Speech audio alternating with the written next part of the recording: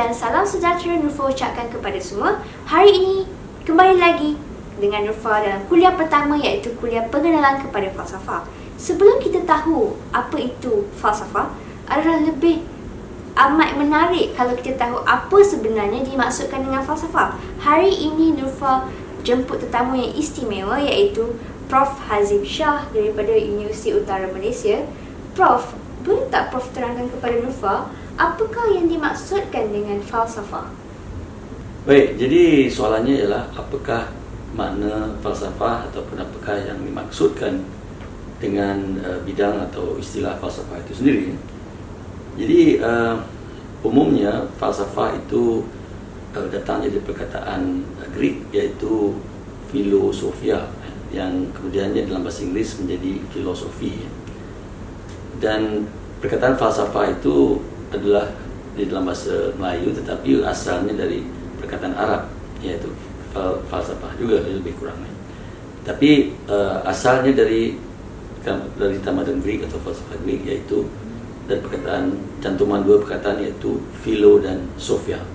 Philo bermakna love ataupun cinta, dan sophia bermakna wisdom, boleh diterjemahkan sebagai kearifan ataupun kebijaksanaan. Jadi kalau digabungkan antara keduanya, ia menjadi love of wisdom ataupun cinta terhadap kebijaksanaan ataupun kearifan sebagai satu ciri kemanusiaan.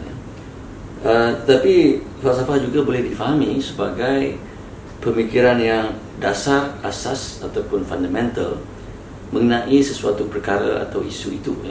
Jadi falsafah ini utamanya cirinya adalah pemikiran yang mendalam mengenai sesuatu perkara, dan ia juga bersifat menyeluruh, dan tidak terhad kepada satu-satu subjek, topik ataupun daerah pemikiran.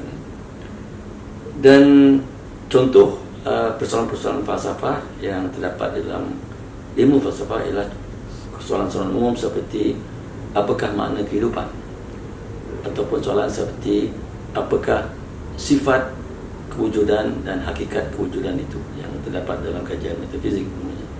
Jadi persoalan-persoalan dasar seperti ini hanya boleh ditimbulkan di dalam bidang falsafah dan bukannya bidang-bidang yang lain. Dan pada masa yang sama, ia memainkan peranan yang penting di dalam membuat kita berfikir secara mendalam dan mengenai perkara-perkara yang asas, persoalan pokok mengenai sesuatu isu itu, supaya kita dapat suatu pemikiran yang jelas tentang apakah soalan pokok mengenai ataupun yang terdapat dalam sesuatu bidang itu. Dan falsafah juga, khususnya di dalam trend yang terdapat dalam falsafah moden di barat dan juga bukan barat, ialah falsafah itu sebagai satu kegiatan untuk menjelaskan konsep-konsep dan pemikiran-pemikiran asas mengenai sesuatu itu, supaya kita dapat menjelaskan di dalam pemikiran kita tentang apakah makna ataupun apakah signifikan sesuatu konsep yang digunakan itu, dan sama ada konsep itu mempunyai makna ataupun sebaliknya. Dan ini dapat memberikan kita suatu macam clarity ataupun kejelasan tentang isu-isu yang mungkin mendasari pelbagai bidang ilmu ataupun pelbagai sistem pemikiran. Jadi itu uraian saya mengenai apa yang dimaksudkan dengan falsafah.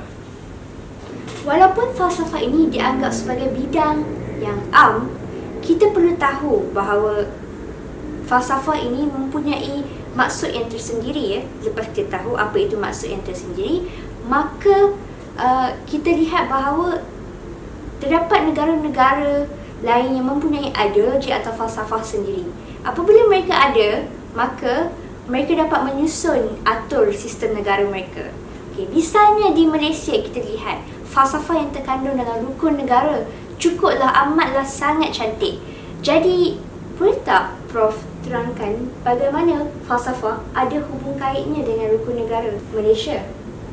Baik, ini satu soalan yang menarik, kerana di sini falsafah dikaitkan dengan satu keadaan atau situasi yang bercorak kebangsaan ataupun bercorak individu, dalam arti kata ianya menjurus kepada sesuatu daerah ataupun kawasan geografi. Sedangkan dalam sejarahnya falsafah itu bersifat universal dan tidak terbatas kepada mana-mana tempat ataupun lokasi geografi. Jadi adakah ini patut dilakukan? Ini persoalan pertama yang kita harus kemukakan. Kerana mungkin ada yang menganggap bahawa ini akan melemahkan bidang falsafah itu sendiri, dalam arti kata bahawa ia menjadikan falsafah itu sebagai sesuatu yang tidak lagi bersifat sejagat ataupun lokal, atau menjadi ianya lokal dan hanya menumpukan perhatian kepada persoalan-persoalan yang boleh dianggap sebagai nasionalistik ataupun parokial. Namun demikian, saya beranggapan bahawa tidak menjadi kesalahan untuk falsafah itu ditujukan kepada sesuatu konteks yang spesifik, ya, khususnya dalam konteks pemikiran sesebuah negara ataupun budaya itu, kerana ini adalah realiti kehidupan dunia pada hari ini, ya. Walaupun kita menganggap bahawa dunia pada hari ini adalah bersifat global dan universal, namun demikian terdapat ciri-ciri tempatan yang membezakan antara satu masyarakat dan budaya itu dengan satu masyarakat dan budaya yang lain, ya. Jadi oleh kerana itu kita tidak boleh menyamakan misalnya keadaan di Amerika Syarikat ataupun Eropah dengan keadaan di Asia ataupun di Malaysia, kerana sejarahnya berbeza, pemikirannya berbeza, sifat tempatannya berbeza dan sebagainya. Dan maka itu adalah wajar bagi falsafah yang dibangunkan di dalam sesuatu masyarakat itu mempunyai kaitan dengan persoalan-persoalan yang dihadapi oleh masyarakat itu, ya. Dan kalau kita lihat sejarah falsafah pun keadaannya begitu. Kepelbagaian falsafah yang dicerminkan di dalam falsafah-falsafah yang terdapat di dalam tamadun-tamadun yang berbeza di dunia ini, seperti tamadun Barat, tamadun Islam, tamadun Asia dan sebagainya, menunjukkan bahawa falsafah itu juga mempunyai sifat lokalnya itu sendiri, walaupun isu-isu yang ditanganinya adalah bersifat universal dan global, ya. Jadi di dalam hal ini saya tidak sama sekali menganggap bahawa mengaitkan falsafah dengan satu ideologi tempatan ataupun pemikiran kebangsaan seperti yang terdapat dalam hukum negara menjadi suatu kesalahan. Malahan ini adalah sesuatu perkembangan yang positif pada pendapat saya, dan dalam hal ini saya ingin merujuk kepada falsafah kebangsaan yang terdapat ataupun termaktub di dalam rukun negara yang juga dianggap sebagai satu bentuk ideologi kebangsaan, seperti mana juga Pancasila di Indonesia boleh dianggap sebagai suatu bentuk ideologi kebangsaan, kan?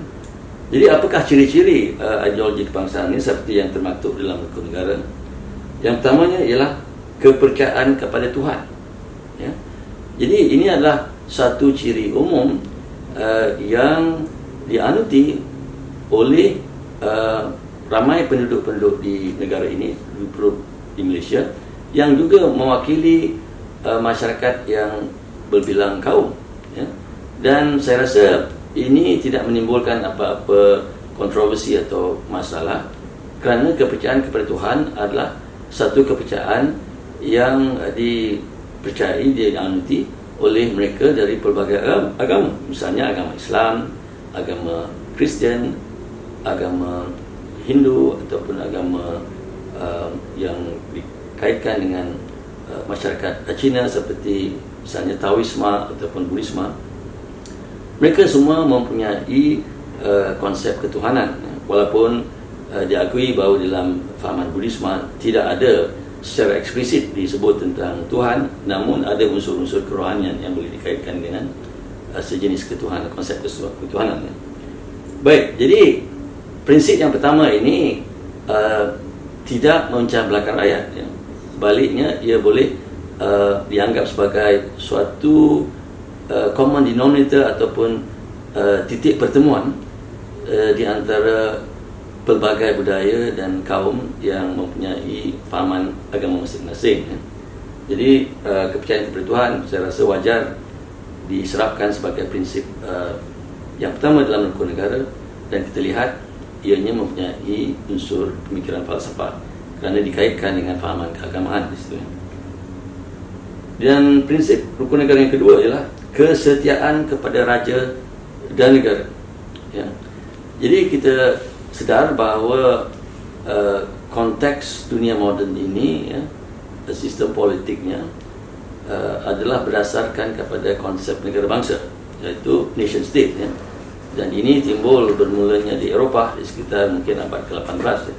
Hingga kan hari ini apabila kita menyebut tentang masyarakat manusia, tidak boleh tidak kita mesti memikirkannya, melihatnya dari konteks negara bangsa. Ya. Dan Malaysia di dalam hal ini tidak terkecuali, kerana Malaysia juga adalah satu bentuk nation state, ya, negara bangsa. Tetapi ciri-ciri nation state Malaysia mempunyai ataupun mengandungi unsur-unsur sejarah yang tersendiri yang mendirikan sistem yang terdapat pada hari ini. Ya. Kerana apa? Kerana dalam sejarah Malaysia terdapat sistem beraja ataupun sistem monarki, ya, di dalam sejarah Malaysia, khususnya dengan adanya Kesultanan Melayu Melaka pada abad ke-14 atau 15. Ya. Dan unsur sejarah ini diserap di dalam sistem kerajaan yang ada pada hari ini, iaitu constitutional monarchy ataupun sistem raja berperlembagaan. Ya. Maka jika itu adalah sistem yang mendasari negara bangsa Malaysia, sudah tentulah prinsip yang kedua, kesetiaan kepada raja dan negara itu menjadi suatu prinsip yang wajar diterima umum. Ya. Dan unsur kesetiaan ini adalah penting bagi memastikan bahawa ada aspek kesepaduan, ya, di kalangan rakyat, dan kesepaduan itu berdasarkan kepada kesetiaan mereka kepada raja yang menjadi lambang negara sebagai ketua negara, head of state, ya. Dan juga negara itu sendiri, ya, yang mempunyai perlembagaan itu sendiri dan sebagainya. Jadi prinsip yang kedua ini juga saya anggap suatu prinsip yang wajar diterima umum, ya, oleh semua rakyat Malaysia. Yang ketiga, keluhuran perlembagaan. Ya. Kita tahu bahawa setiap nation state itu ataupun negara bangsa itu mempunyai perlembagaannya yang tersendiri. Ya. Dan disitulah ciri-ciri kebangsaan itu termaktub. Ya. Perlembagaan Amerika Syarikat berbeza dari perlembagaan Great Britain, berbeza dari perlembagaan negara Perancis, berbeza dari perlembagaan negara India, dan berbeza dari perlembagaan negara Malaysia itu sendiri. Ya. Jadi disitulah national characteristics-nya termaktub secara eksplisit, iaitu di dalam perundangan dan perlembagaan yang itu sendiri. Ya. Dengan itu, maka wajarlah jika prinsip yang ketiga ini, iaitu keluhuran perlembagaan itu dijadikan sebagai satu prinsip rukun negara, dan di dalam kes ini prinsip yang ketiga, kerana ia membolehkan apa-apa pertikaian diselesaikan dengan merujuk kepada prinsip perundangan yang paling tinggi, iaitu perlembagaan negara. Ya. Dan ini penting bagi memastikan kestabilan di dalam sesebuah negara itu. Ya. Kerana kalau tidak, kita tidak akan dapat mempraktikkan konsep masyarakat yang berasaskan kepada law and order. Kerana law and order itu hanya boleh dilaksanakan dengan adanya perundangan yang jelas, dan di dalam hal ini perlembagaan merupakan perundangan yang paling tinggi. Ya. Jadi ini adalah satu prinsip yang wajar juga diserapkan dalam hukum negara dan diterima umum oleh rakyat Malaysia. Prinsip yang keempat itu kedaulatan undang-undang. Jadi di sini seperti yang saya katakan tadi mengenai perlembagaan, perkara yang sama boleh dilanjutkan kepada undang-undang, cuma perlembagaan itu merupakan the highest form of law.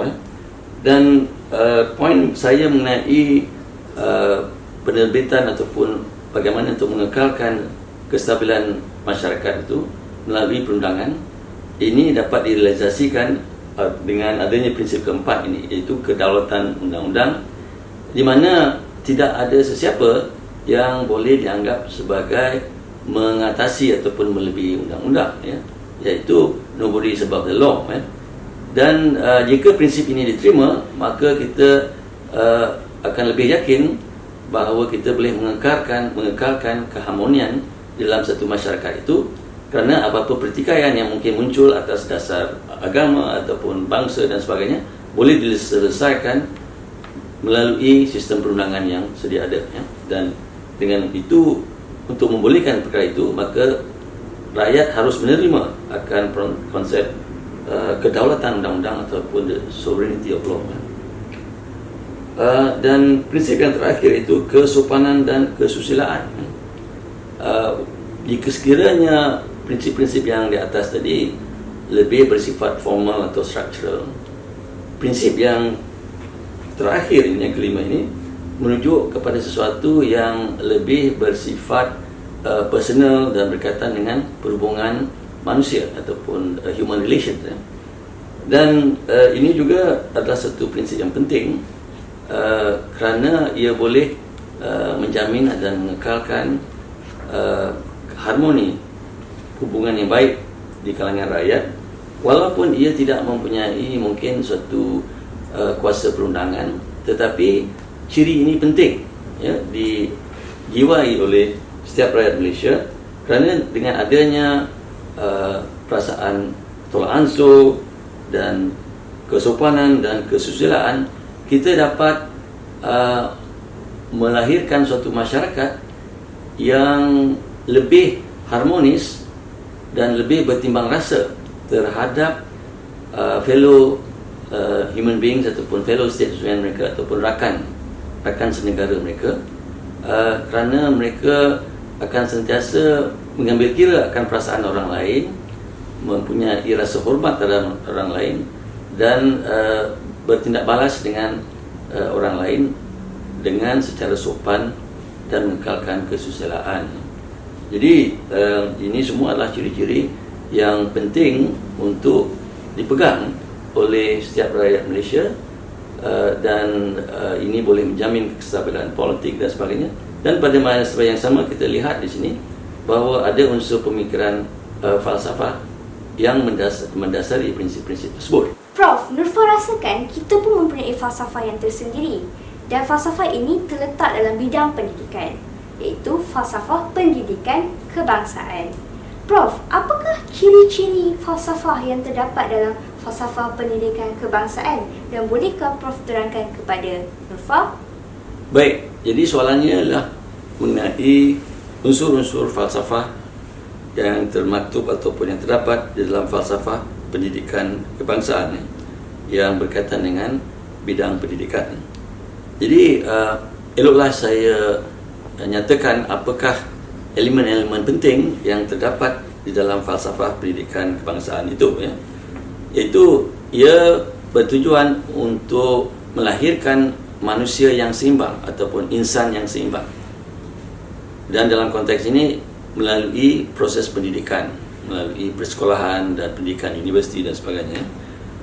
Dan tujuannya adalah baik kerana ia melihat pendidikan itu sebagai sesuatu proses yang lebih luas. Maksudnya itu ia bukan melihat pendidikan sebagai satu proses untuk melahirkan graduate-graduate yang hanya mempunyai kemahiran tertentu bagi tujuan mengisi jawatan-jawatan di pasaran buruh, iaitu labour force, melahirkan satu labour force yang cekap dan efisien sahaja. Kerana jika itulah yang dilakukan oleh sistem pendidikan kita, maka sudah tentulah ia tidak melahirkan manusia yang seimbang, tetapi hanya manusia yang cekap melakukan pekerjaan mereka, tetapi dari segi kemanusiaan mungkin mereka telah gagal sebagai seorang insan yang mulia, ya. Jadi bagi mengatasi masalah yang mungkin timbul dari sistem pendidikan yang tidak seimbang ini, maka satu filsafat pendidikan kebangsaan telah diwujudkan bagi memastikan bahawa perhatian yang diberikan itu bukan hanya tertumpu kepada satu aspek, misalnya aspek intelektual yang dikaitkan dengan pencapaian akademik, ya, dan ini biasa berlaku dalam mana-mana sistem pendidikan, dianggap sebagai suatu medan di mana mereka bersaing, ya. Seolah-olah pendidikan itu adalah medan pertempuran, ya, di mana terdapat prinsip survival of the fittest digunakan. Yang berjaya akan terus berjaya dalam kehidupan, yang gagal dalam sistem pendidikan akan gagal. Jadi jika itu situasi atau senario-nya, sudah tentulah sistem pendidikan itu boleh dianggap sebagai gagal, ya. Sebaliknya, untuk mengelakkan situasi ini, dikemukakan satu falsafah pendidikan yang menekankan 4 aspek bagi memastikan bahawa insan yang dilahirkan dan melalui sistem ini merupakan insan yang berjiwa mulia kerana terdapat perseimbangan di dalam personalitinya, ya.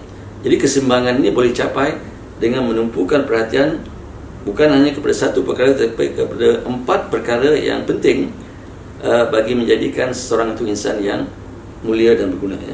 Apakah 4 aspek tersebut? Ya. 4 aspek tersebut adalah, pertamanya aspek jasmani, keduanya aspek emosi, ketiganya aspek rohani, dan keempat aspek intelek, atau secara akronimnya disebut sebagai JERI, J-E-R-I. Baik, yang pertama jasmani, iaitu jasad tubuh badan kita, ya. Ini juga harus diberi perhatian, ya. Walaupun kita mahu melahirkan manusia yang pintar dengan pengetahuan yang mendalam tentang sesuatu bidang itu misalnya, dan pengetahuan yang luas juga, tetapi kita harus akur bahawa kita adalah manusia yang punya jasad. Dan jika kita tidak memberi perhatian kepada tubuh badan kita, sudah tentulah pemikiran kita akan terjejas dan tidak dapat berfungsi secara optimal, ya. Jadi pendidikan jasmani umpamanya adalah satu subjek yang diadakan di sekolah-sekolah dengan kesedaran, dengan penuh kesedaran bahawa aspek tubuh badan, jasad itu harus diberi perhatian, ya. Dan dalam hal ini pendidikan mengenai kesihatan juga menyumbang ke arah pembangunan jasmani yang sehat dan baik dan sebagainya. Jadi ini dicerminkan dalam sistem pendidikan itu sendiri dengan adanya subjek seperti pendidikan jasmani dan juga mungkin kegiatan-kegiatan co-curriculum yang menekankan aspek sukan dan sebagainya sebagai pembinaan jasmani, ya. Yang kedua, aspek emosi, ya. Dan sekarang ini kita lihat adanya emotional quotient juga. Selain daripada IQ ataupun intellectual quotient, sudah timbul cara mengukur kesetaraan ataupun kestabilan emosi, ya. Menunjukkan bahawa di barat juga, di mana sistem emotional quotient ini diterbitkan, juga mula memberi perhatian kepada aspek emosi, ya. Kerana apa? Kerana manusia itu juga mempunyai perasaan dan jiwa yang ada, yang jiwa sifat halus dan sebagainya, yang mendasari pemikiran kognitif sebenarnya. Selalunya kita menganggap seolah-olah pemikiran rasional, pemikiran ataupun aspek kognitif itu tidak dilandasi ataupun tidak terletak di suatu landasan yang bersifat bukan kognitif. Kita anggap seolah-olah kognitif itu adalah fundamental, ya. Tapi sebenarnya tidak. Kerana apa? Kerana fungsi kognitif juga bergantung kepada keadaan emosi yang stabil, ya. Jika emosi kita tertekan misalnya, tidak mungkin kita dapat berfikir dengan baik dan tidak mungkin kita dapat mencapai keputusan kognitif yang maksimal, ya. Dengan itu perhatian harus diberikan kepada aspek emosi. Bagaimanakah cara aspek emosi ini diberi perhatian di dalam sistem pendidikan kita? Mungkin melalui cara guru-guru mengajar subjek-subjek mereka kepada murid-murid, dan cara guru-guru berinteraksi dengan murid-murid, iaitu menunjukkan lebih elemen kasih sayang, elemen mengambil berat tentang permasalahan yang dihadapi oleh murid-murid, ya. Dan dengan adanya satu saluran formal seperti adanya kaunselor di sekolah-sekolah, adanya counselling session dan sebagainya, dengan ini diharap keadaan emosi pelajar dapat dipelihara, ya. Juga melalui aktiviti-aktiviti luar sekolah ataupun co-curriculum activities, ya, di mana murid-murid dapat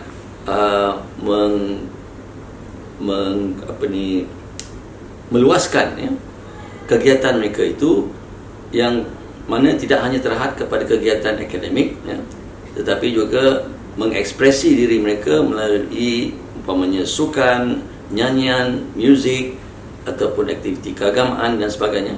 Dan ini semua memainkan peranan di dalam menimbulkan emosi yang stabil di kalangan murid-murid, ya. Baik, kita pergi pula ke aspek yang tiga, itu rohani, ya, yang ada kaitannya dengan emosi juga, ya. Cuma bila kita sebut tentang kerohanian, ada kaitannya dengan keagamaan, ya. Jadi di sini menunjukkan bahawa sistem pendidikan itu tidak terpisah dari fahaman-fahaman yang asas ataupun pendirian yang asas ataupun kegiatan yang asas dari segi pemikiran ataupun fahaman fundamental yang dipunyai oleh seorang murid itu dalam bentuk keagamaan misalnya. Dan kegiatan-kegiatan keagamaan memanglah tidak dilarang di sekolah-sekolah kerana adanya persatuan-persatuan misalnya yang berasaskan kepada faham agama masing-masing, ya. Dan kegiatan-kegiatan dilakukan melalui persatuan-persatuan ini, ya. Dan ini untuk menjamin bahawa perkembangan rohani seorang pelajar itu tidak terputus apabila mereka memasuki sistem pendidikan yang formal, ya. Dan selain itu juga terdapat subjek-subjek yang memberi perhatian kepada pendidikan aspek kerohanian, iaitu misalnya aspek kerohanian melalui mata pelajaran agama dan sebagainya. Baik, yang akhir sekali iaitu perkembangan intelek. Baik, ini jelas kelihatan dengan adanya sistem pendidikan yang mementingkan akan mata-mata pelajaran yang bersifat akademik, ya.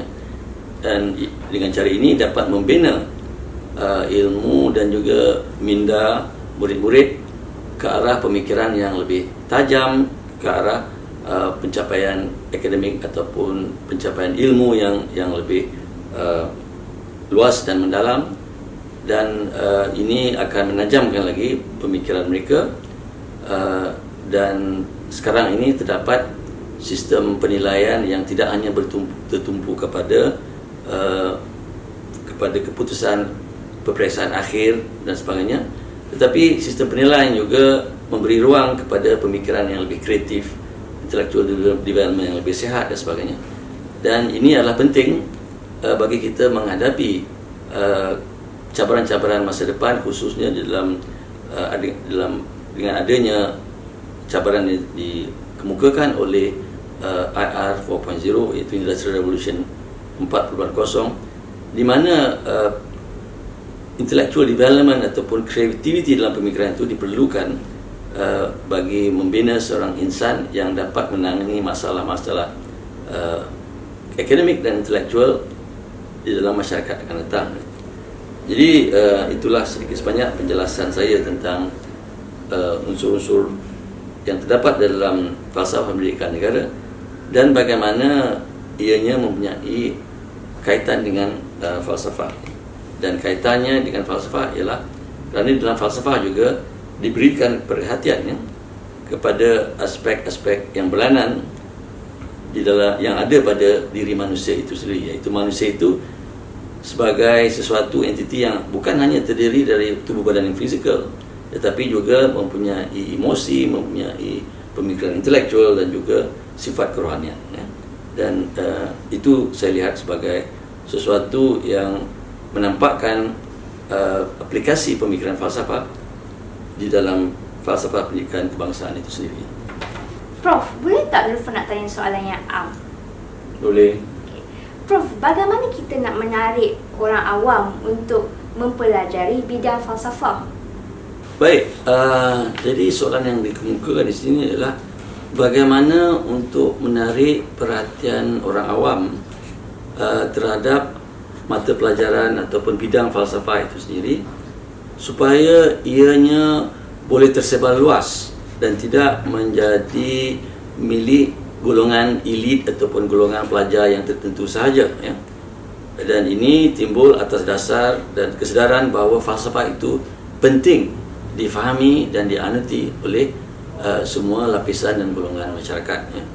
Jadi ada beberapa perkara yang boleh dilakukan ke arah ini untuk mempopularkan falsafah. Jadi popularization of philosophy amongst the layman and lay public. Kita tahu bahawa bidang falsafah itu adalah satu bidang akademik yang bersifat rasional, bersifat intelektual, dan konsep-konsepnya banyak yang abstrak, ya. Jadi jika kita mengambil pendekatan yang hanya memberi perhatian kepada keadaan intelektual, keadaan akademik dan pemikiran abstrak, maka sudah tentulah ia tidak dapat disampaikan ke masyarakat umum yang lebih luas, ya, kerana masyarakat awam, masyarakat umum tidak, rata-rata ataupun sebagian besarnya tidak mempunyai kecenderungan ke arah tersebut, ya, ke arah pemikiran intelektual, abstrak dan sebagainya. Mereka lebih gemar kepada misalnya entertainment dan perkara-perkara yang boleh dianggap tidak memberatkan pemikiran mereka ataupun serious thinking, ya. Jadi untuk mengatasi masalah tersebut, untuk membolehkan pelajaran falsafah ini ataupun bidang falsafah ini sampai kepada golongan umum ataupun the masses, kita haruslah mencari jalan, ya, untuk mempersembahkan falsafah ataupun pemikiran falsafah itu dengan cara yang menarik, bukan dengan cara yang agak membosankan, yang agak berat, ya. Kerana itulah tanggapan umum yang menjadikan mereka shut off, ya, beralih arah daripada falsafah. Apakah cara-cara yang boleh kita fikirkan? Pertama, dengan menyampaikan falsafah itu bukan secara akademik saja, tetapi dengan cara-cara lain, umpamanya cara bercerita, storytelling, ya. Dan dalam hal ini kita ada contoh, iaitu satu buku cerita ataupun novel yang ditulis yang bertajuk Sophie ataupun Sophie's World, ya. Saya sudah lupa siapakah penulisnya, tapi di situ falsafah disampaikan dalam bentuk cerita, dalam bentuk novel, ya, tetapi mengandungi ada di falsafah, ya. Itu satu cara kita boleh mengisahkan idea falsafah dalam bentuk cerita, ya. Dan kita lihat bahawa di dalam hal ini pendidikan kanak-kanak, ya, yang menggunakan teknik penceritaan, ya, boleh digunakan, ya.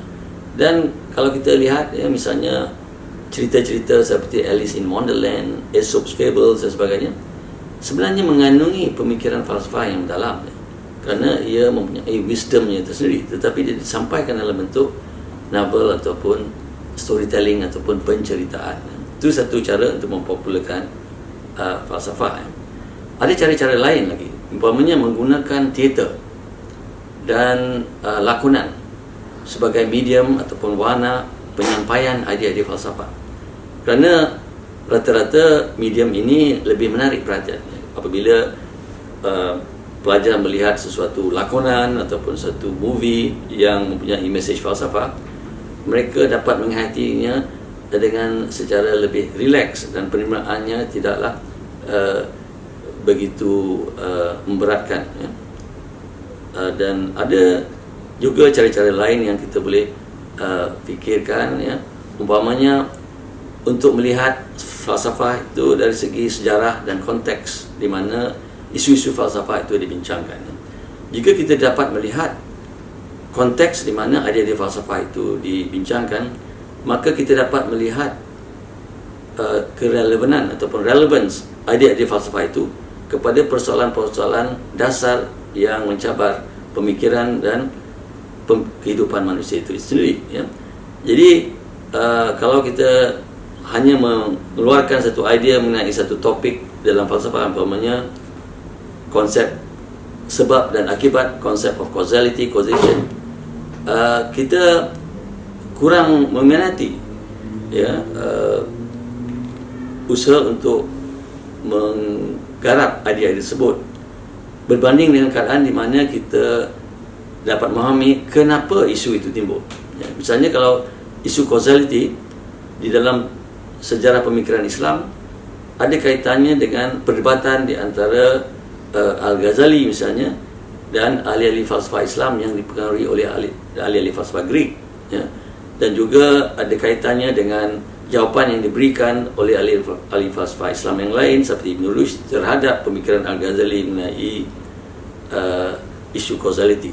Jadi kalau falsafah itu dibentangkan dalam bentuk konteks di mana ianya terbit dalam sejarah, maka akan menjadi lebih bermakna kerana ia ditujukan kepada satu persoalan yang realistik, yang real, yang dihadapi oleh masyarakat pada masa itu, ya.